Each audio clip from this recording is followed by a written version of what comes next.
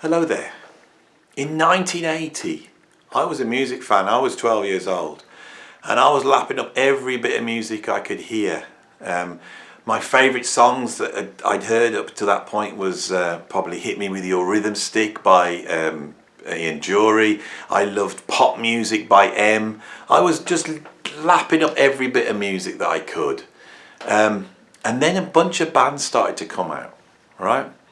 Whole bunch of bands, White Snake, Rainbow, and Motorhead.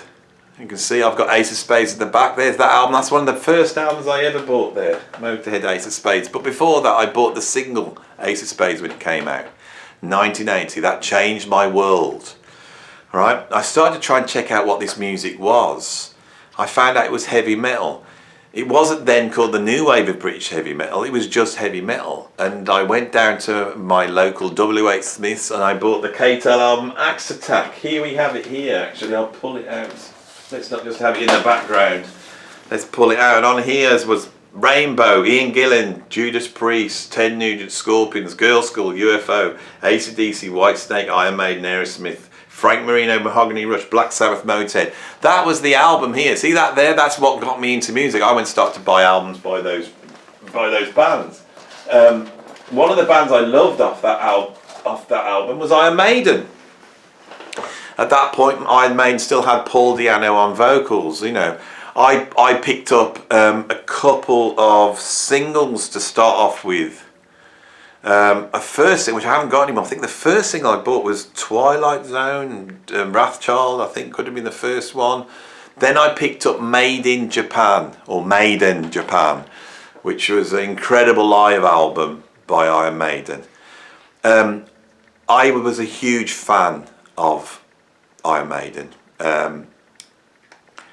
And back then I just couldn't go and buy albums. I've only got my pocket money, but I've become a huge fan. I've become a huge fan of the Paul Di'Anno era Iron Maiden. And I'm still a huge fan of the Paul Di'Anno era. But what Iron Maiden were at the forefront of the new wave of British heavy metal, which was a movement that was very, very important to me. And I really wanted to talk about that movement on this channel because I bring it up so often. So I thought, how will I do that? And I thought, well, let's talk about just one album, right, that was very significant. And I see it as being the apex, the high point of that movement. And it's this album, of course, Number of the Beast by Iron Maiden, that came out in, I believe, 1982. Is that right? I'm pretty sure it's 1982, yeah. By the time this album came out, I was a huge Iron Maiden fan. I was also a big Samson fan. It was another artist, Paul Samson, with the guitarist, and on vocals he had a singer called Bruce. And Bruce was a very operatic style singer, unlike Paul Di'Anno, which was almost like a punk, shouty, you know, and I still feel that there's a magical thing about the early Iron Maiden albums with that voice on there. There's something truly incredible.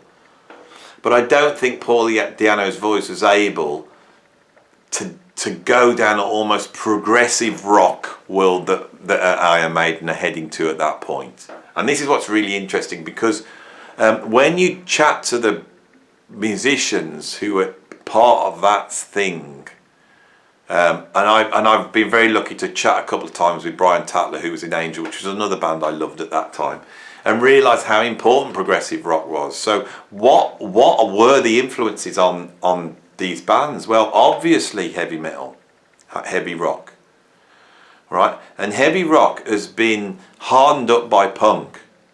So if you think of a band like Judas Priest are almost like a Led Zeppelin type band. They look like that, the flowing robes with the long hair. And then punk comes out and suddenly it's all this sort of leather gear. And also, when punk came out, I think it showed up heavy rock a little bit because it was heavier. So rock had to harden up. But bands like Motorhead, you know, are very punk in their attitude. So punk's an important thing. Heavy rock music and punk. But bizarrely, also progressive rock. The complexity, the themes, the idea of conceptuality, you know, of not writing songs about love, but writing songs about, say, being in the First World War or sword and sorcery and all that type of stuff. That you put all that together and you get the new wave of British heavy metal, and they're all doing it, and Iron Maiden are doing it. It's very interesting when I looked at this out, which is the issue. I had the original vinyl, but when you pull this out, there's a photograph which is interesting, which I'll try and show you if I can't find it. It's a tiny little photograph in here, taken at the time this album was made, and it's of Dave Murray and Steve Harris. Here they are. I'll just show you that. Can you see that there? If I can just angle it so you can see. Where is it? There we go. See, any proper YouTuber would have this all, and they do it digitally. But I think this is more fun because it wobbles around and you can see I'm doing it for real. Because I didn't plan to do this, you see. Can you see that there? These two guys, see what's on their t-shirt? Right? It says, no, we are not an English rock band. We are dental floss salesmen from Montana. It's a Frank Zappa reference, okay? Those are the influences on this band. Iron Maiden are pushing towards something, and it's a virtuoso musical thing they're going towards. I think the addition of Bruce Dickinson at this point, with that virtuosity he has as a vocalist, enables them to do this.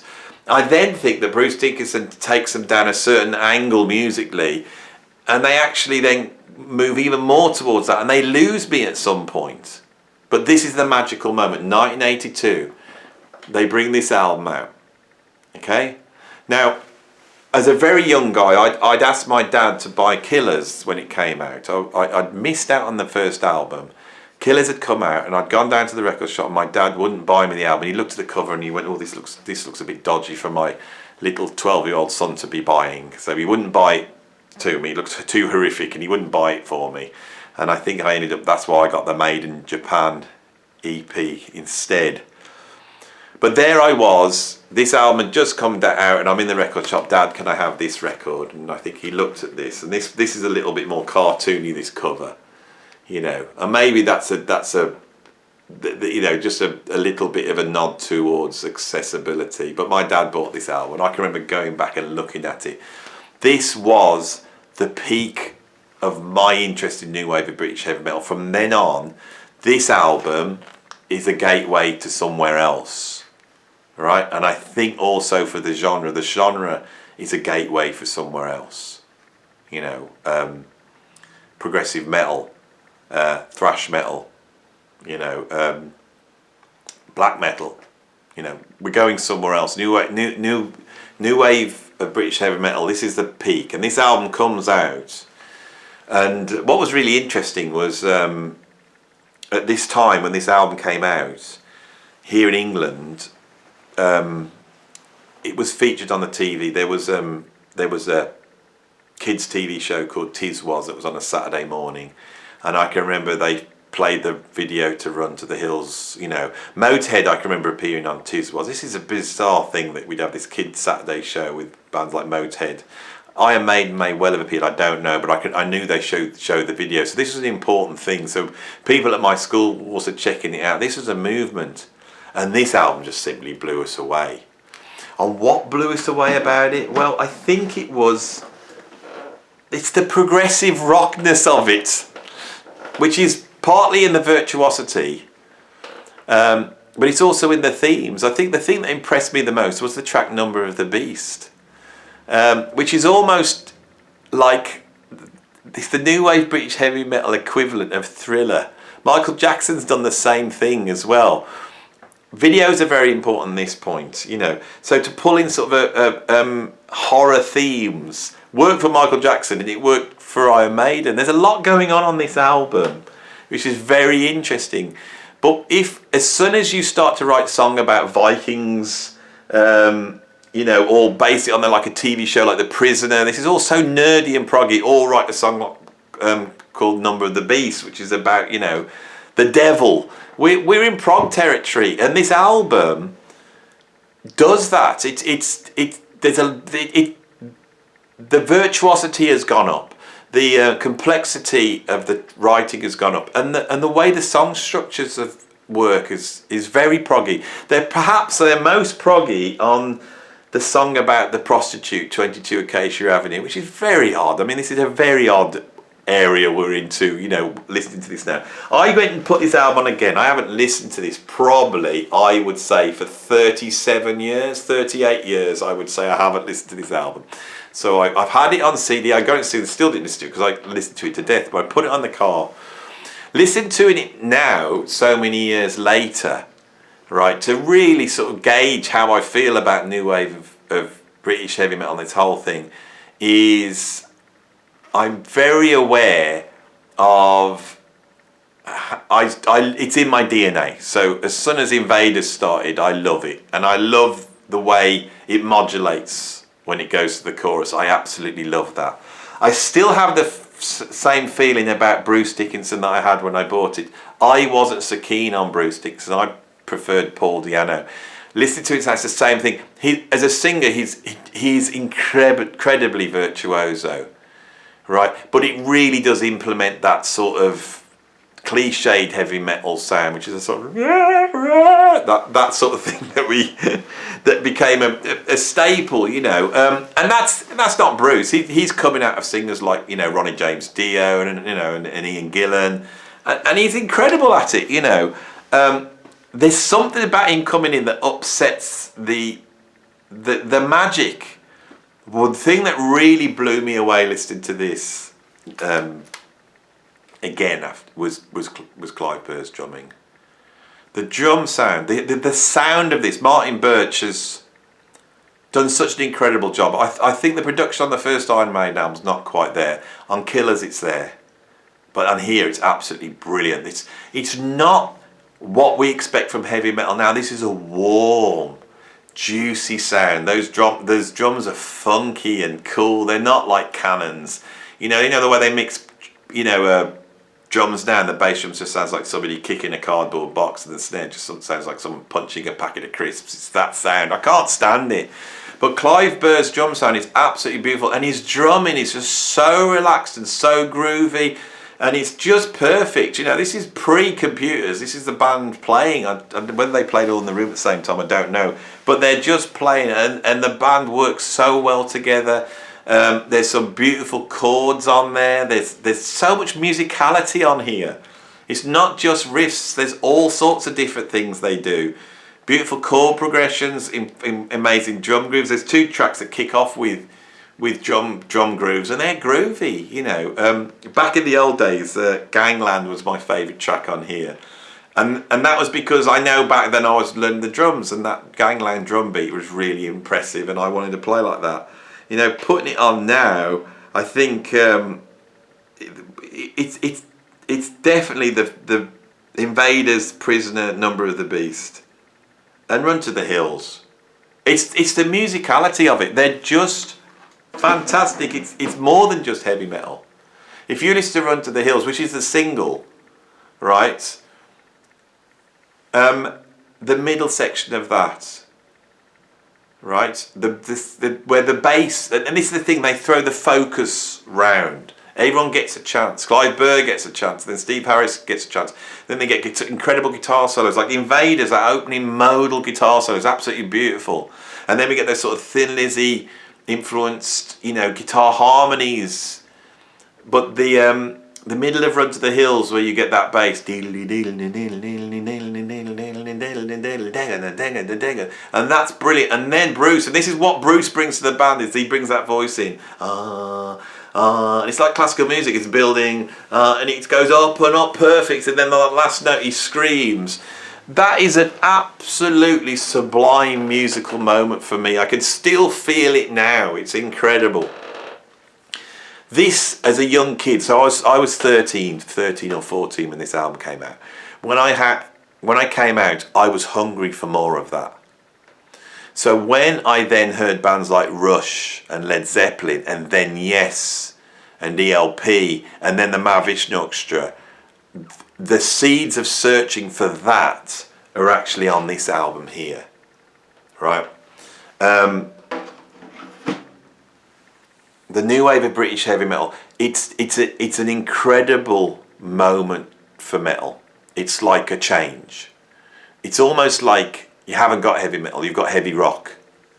Sabbath are verging towards heavy metal. Judas Priest, UFO. There's certain bands that are verging towards heavy metal.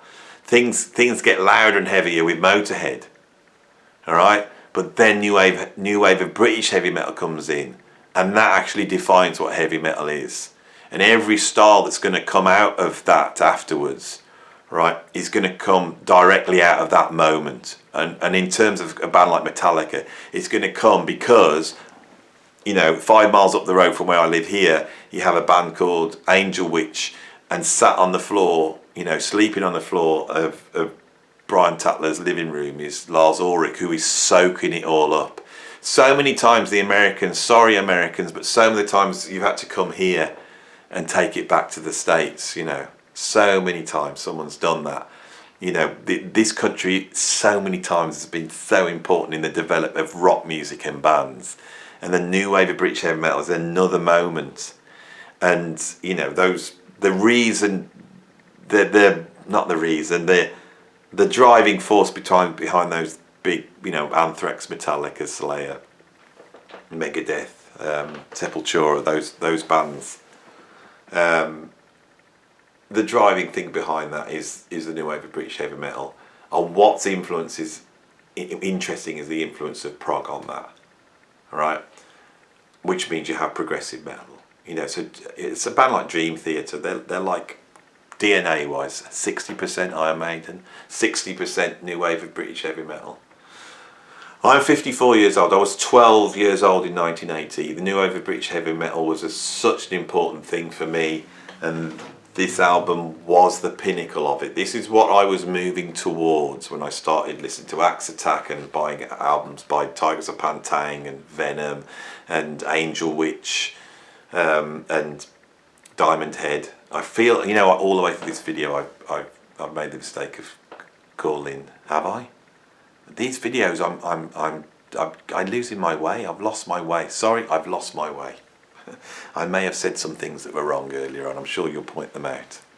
But Brian Tatler from Diamond Head, I'm pretty sure earlier on I said Brian Tatler from Angel Witch. Did I? You'll have to go watch it. It's very bizarre, these videos, how this weekend I've done 2 videos that halfway through I have sort of lost my way. Is this good YouTubing? I don't think it is. Anyway, but those bands, I've completely lost my thread now. It's a good job we're at the end of the video, isn't it? There's a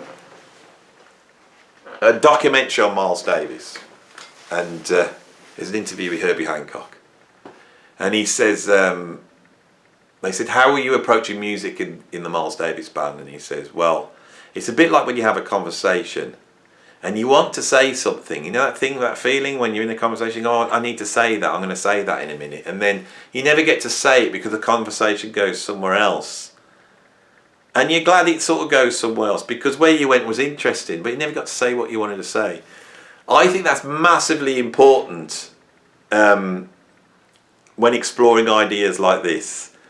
On this video, I'm really trying to work out, I don't know, I'm trying to work out why this is so important to me, and I'm then wondering, is this important to somebody else? How many people was this music important to? How many jazz fusion fans, prog fans, how many fans of hip hop and dance music or all extreme death metal, right, of my age actually started here? And why is that? And what is the thing that made it so important? And I don't know the answers. Right?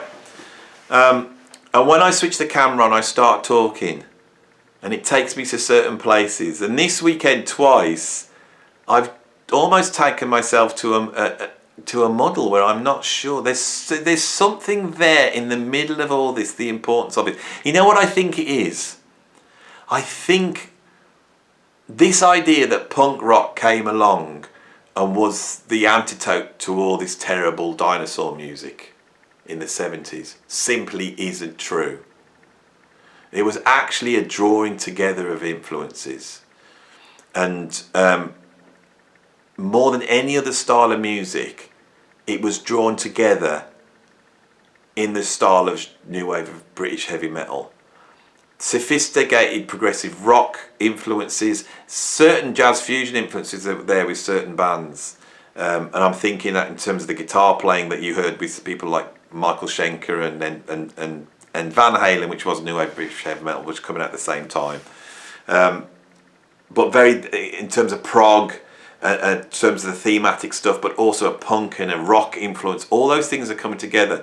But the interesting thing with new wave of British heavy metal is there's also a down-to-earthness about it, right? Even punk had become sort of an image, fashion, I'm cool so I'm into punk, right? And when I meet guys that are into like those punk, post-punk bands, they're ever so cool. They're too cool to admit that they would like Motorhead or Iron Maiden. They're too cool. But for me, that was the very thing I think I loved about it, right? It attracted the outsiders to it. It really truly was punk, right? It really truly was punk. I think punk started out like that.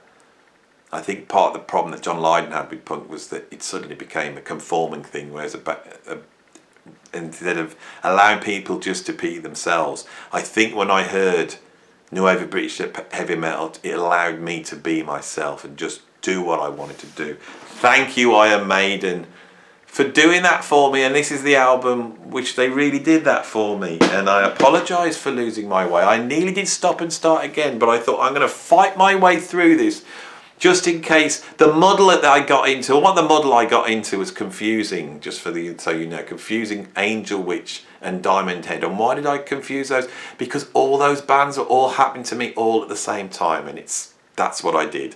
Sorry, but I'm hoping I was able to take that muddle and really look deep into myself and come up with some little bit of truth which maybe resonates with you as well. Anyway, who knows? Anyway, thanks for watching. I'll see you on the next video.